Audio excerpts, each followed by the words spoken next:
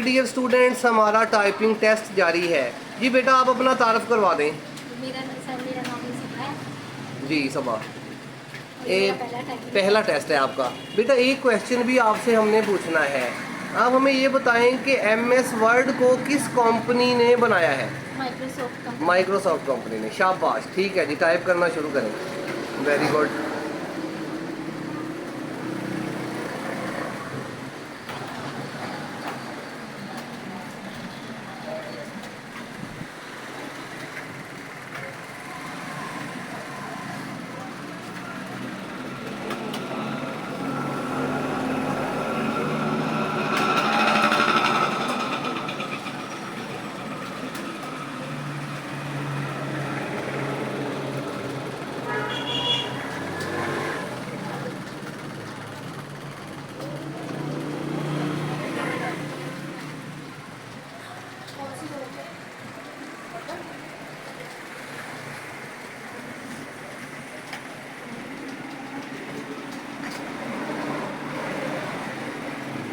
Yes, score है बेटा 41।